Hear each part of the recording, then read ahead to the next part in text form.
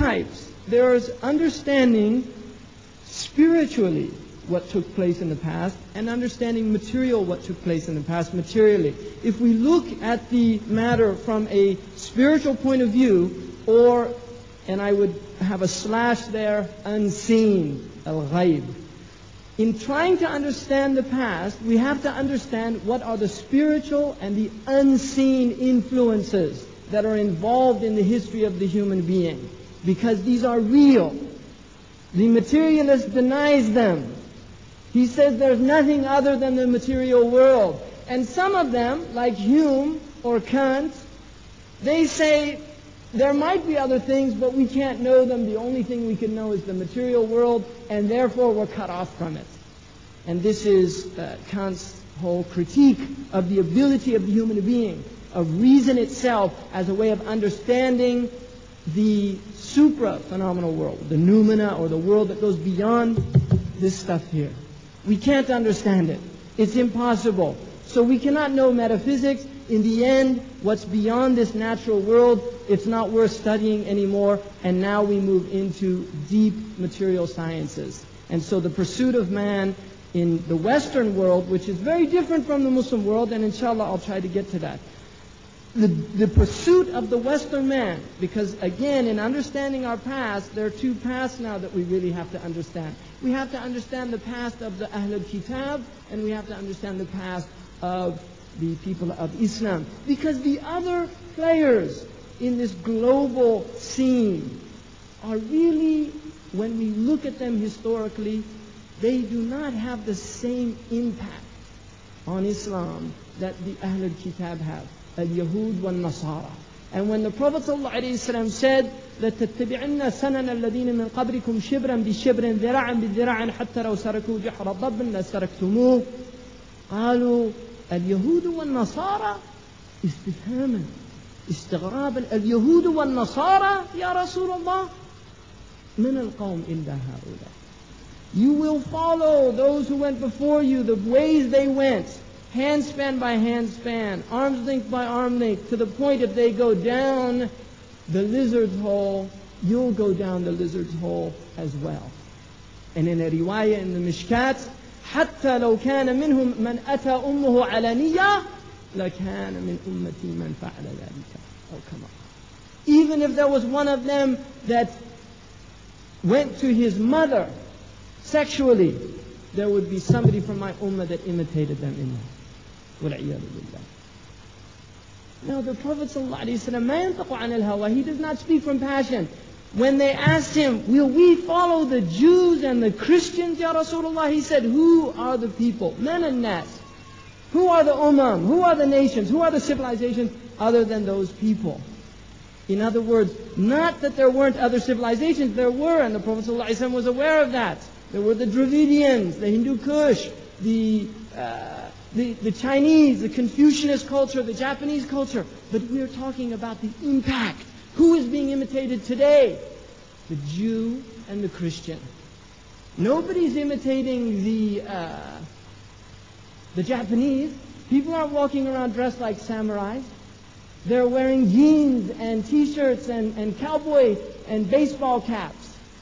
When the Chinese president came here, that's what he did. He put on the cowboy hats and went to the hoedown, right?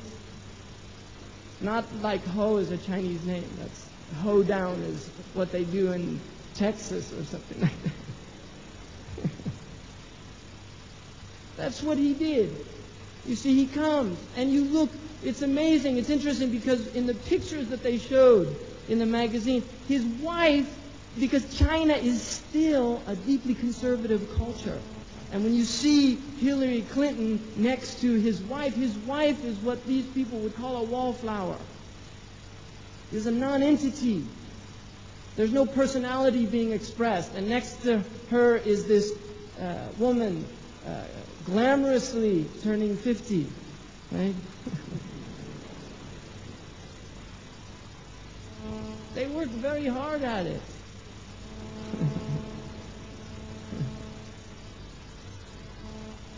So people aren't imitating these people. They're imitating these people here, the Europeans and the Americans, and in particular the Americans, which is a very interesting phenomenon. So we have outwardly, when we look at attempting to understand the past, there are two paths going on that we have to be concerned with as Muslims, as attempting to analyze and understand the age we're living in, because we cannot be ignorant of our age.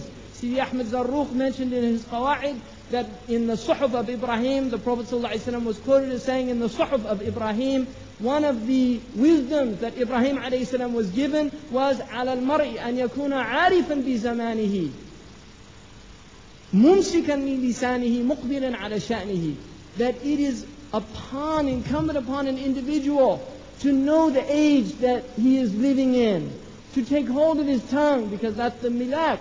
That's the thing that will allow you to possess all of good in Islam, is to hold your tongue. And then to get on with what is your business.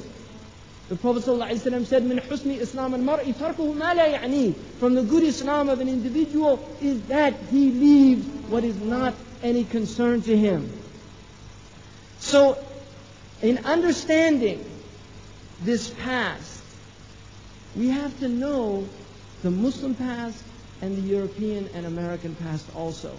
And I can't do that for you. You have to do your homework.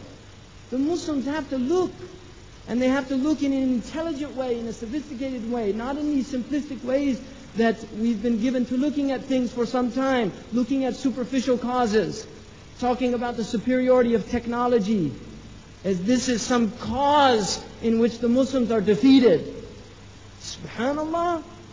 If there's anybody in this auditorium that still believes that, they haven't read the Quran. And if they've read it, they have not understood it. Because the Muslims have never been defeated because of udda or adad. They're never defeated because of udda or adad. And it's very interesting to note, many people don't know this, but between the period of 1920, the early 20s to about 1938, there was active resistance against the French in Morocco. Abdul Karim al-Rifi, Jazahullahu khairan wa rahimahullah, one of the great mujahids of this century, killed 3 times as many French, his people, his army, during that period than were killed in World War I. People don't know that. They don't know that the Muslims were putting up a resistance. Now, there are causes that have to be understood. We have to understand what they are in a deep way, so we have to look at history, because history explains many things to us. Now, if you look at, and you can understand it at an archetypal level, you can really do without history if you have a deep and profound understanding of the Quran. I guarantee you. If you have a deep and profound understanding of the Quran, because Quran is history at its archetypal level. It is history that is constantly repeating itself. And by archetype, I don't mean it I'm really using it idiosyncratically. I mean it simply that it is explaining to us human phenomena. So we can see the pattern repeated again and again. We can see Musa and Fir'aun and see that struggle with all of the prophets and the oppressors. We can see that struggle again and again, and that's why it's repeated so many times in the Quran. So at looking now to look at some spiritual and material forces, we can go back to the first and primary concerns, which takes you to the Quranic narrative in understanding what goes wrong right from the very beginning.